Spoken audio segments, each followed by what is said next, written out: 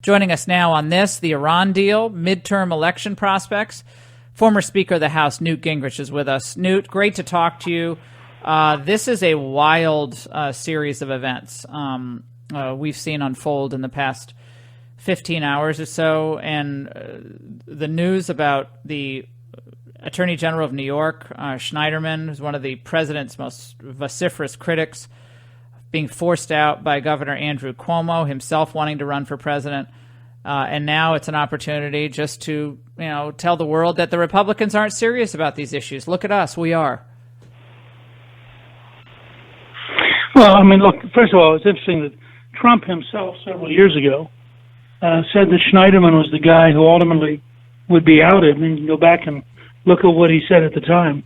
So he has to feel pretty vindicated by this whole series of events. But I just did my newsletter, Gingrich Productions, on the 2018 election. And my number one point for everybody who's listening is none of us know. I have never seen a year with as many different things happening simultaneously. Just the list you were talking about a minute ago. You got Trump today on Iran. You have Kim Jong-un, the North Korean dictator, going to China. We have the economy, which continues to move in a positive direction. You have these kind of events like Schneiderman. I have no idea what the next 6 or 8 weeks will be like, let alone going all the way out to November and telling you what the election will be like, because I think we're a country that's in very intense, very dramatic, it's almost like a pressure cooker, where there's so many things going on simultaneously. Well, I do know that the experts who have been predicting that Trump was either going to blow the world up, thermonuclear war by threatening North Korea, or that the economy would falter because of impending trade war, or that Trump would alienate all of our European allies that never work with us on key issues. All of that is wrong, and more people are coming along to his view on China, that they're the existential threat to freedom right now, is what China is poised to be doing over the next 10, 15 years. And now people who are even defenders of China are saying, well, Trump was right. He's right on the intellectual property theft, right on the cheating, right on our quest for military and economic dominance. And I think he's moved the needle, and the experts are infuriated. And by the way, you see that in things like the most recent reports that the Chinese have been using a military-level laser to harass our pilots and potentially do substantial eye damage, and that it's now gotten bad enough that we are officially protesting, and I suspect we'll begin to retaliate. So there are a lot of things going on like this. You have the lowest African-American unemployment in history, and at some point I think that's beginning to break through. I just saw that in one survey, Trump's approval among African-Americans had literally doubled in the last few weeks as people have been talking. Kanye West certainly helped stir the pot on that, but there's a whole sense out there of that things aren't the way the elites said they would be, and that I think you see it beginning to, I think, have a real impact. Newt, the concern in the Iran deal is that, our allies are insistent that we stay in this deal, that we have more leverage when we're in it. It's actually going to hurt any negotiations with North Korea because it will look like we don't stand by our word. What is your sense on perhaps where the president is going to go here? Would he try to split the baby on this, or the elites I think we'll know presently, right? But I think he's right in a very fundamental sense that this may have been the dumbest deal in modern times, because under President Obama, we ended up giving the Iranians, well over $100 billion, including several billion of it in cash, flown in airplanes in euros and Swiss francs, looking almost like a scene from a movie. And all that did, we now have absolute proof. All that did is it gave them more resources to go into Syria, to go into Yemen, to increase their ability to engage in terrorism, to begin developing their forces in southern Syria against Israel. And I think that it's been a terrible agreement. and I suspect the president will take significant steps moving out of it.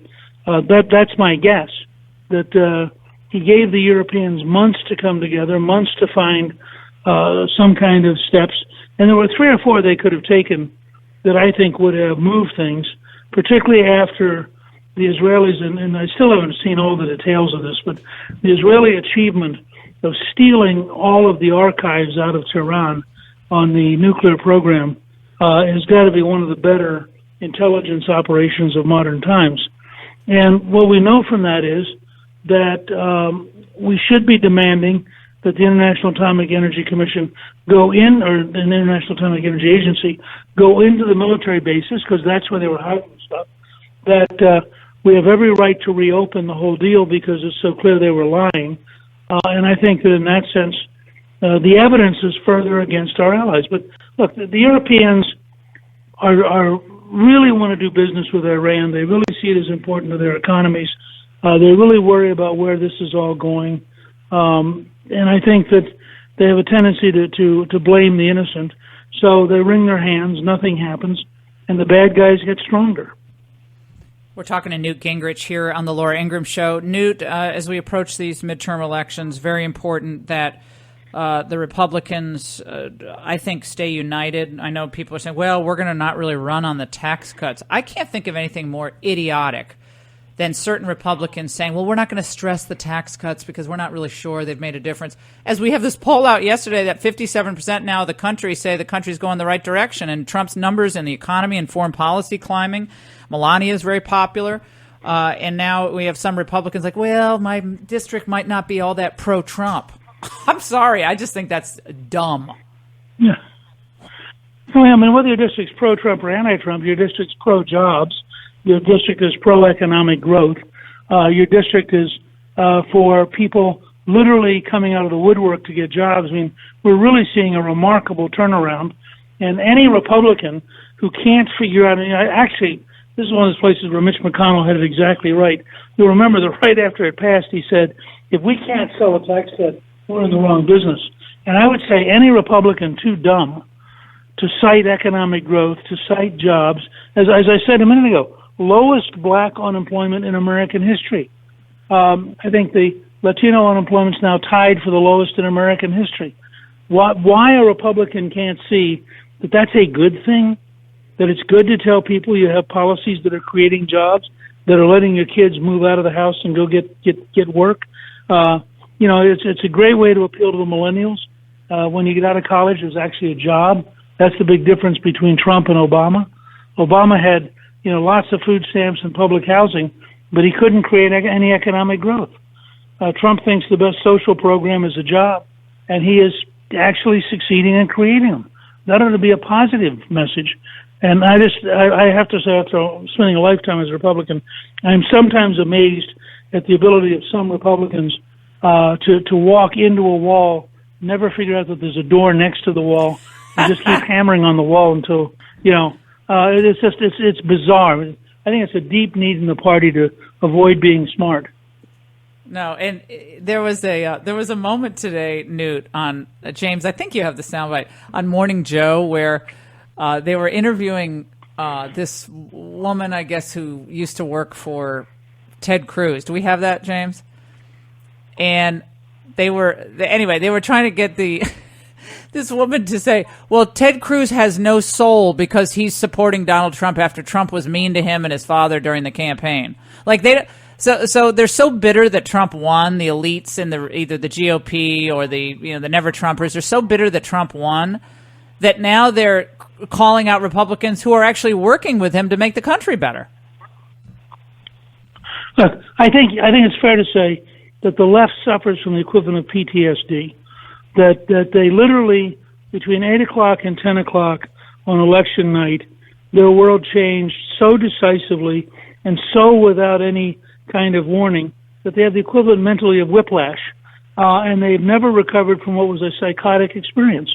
So they get up every morning, and oh my God, Trump, and of course Trump, by tweeting every day, something I didn't understand earlier, by tweeting every morning, Trump reminds them, he's the president, they're not. He's in the White House, they're not. And it just drives people, like Morning Joe, crazy. And So Mika and Joe get up and they suddenly go, oh my God, he's still there. And I think in that sense, you really do have sort of a Trump derangement syndrome. And you see it in the Democratic Party. I mean, you have people like Congressman Ellison, who's the number 2 guy in the Democratic National Committee, walking around wearing a T-shirt that says open borders. Now, the open borders constituency in America can't be more than 15% of the country. If you went to the average American and said, hi, do you think we should just open up our border and everybody in the world who wants to come here could show up Tuesday? The average American would think they may or may not be for the wall. They are not for having everybody on the planet show up whenever they want to. And you look at that and you think, why would Ellison do that? But it's because the left, in response to Trump, the left is actually becoming more extreme, more hateful, more negative, which is really saying a lot.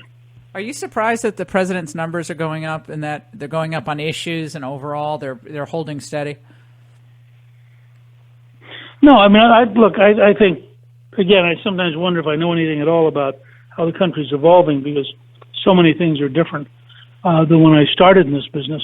But you look at the job situation, you look at the confidence numbers, you look at what's happening with small business, you look at the impact of deregulation, freeing people up, saving time and money all across America. You look at the appointment of conservative judges where he has totally kept faith with his conservative base. And then you look at the things that are starting to happen internationally. I mean, I think the average American likes the idea that Trump is talking to the North Koreans, and I think that they think that happened because he was tough. I think the average American likes the idea that we're being tough with the Chinese on trade because instinctively they know the Chinese have been cheating. So when you add up all these pieces, I'm not at all surprised that Trump, despite every effort of the elite media, which smears him every day, I'm not at all surprised that he is gradually and steadily gaining power and gaining strength. And my expectation right now is he'll get reelected handily in 2020.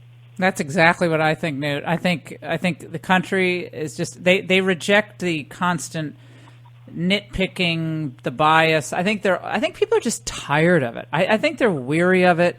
They want the country to get better. They might not love everything Trump does, but they've kind of looked past that. And we're just so appreciative of you, Newt, and everything that you do. You know, of course, your phenomenal books, your courses online, everything you've done at the Gingrich Institute. Well, and we just it's always great talking with you. And how's Callista doing? Is she loving Rome? Bless her. Callista is having a remarkable experience. She is serving the country. She is working her tail off. This morning she had the unique experience of going and dedicating at a cemetery with the Daughters of the American Revolution the first representative to the Vatican who actually died here as a very young man. And so she's really trying to do things to represent America. Fantastic. I'll give her our very best, the ambassador to the Vatican, the Holy See, Callista Gingrich, Newt Gingrich on The Laura Ingraham Show.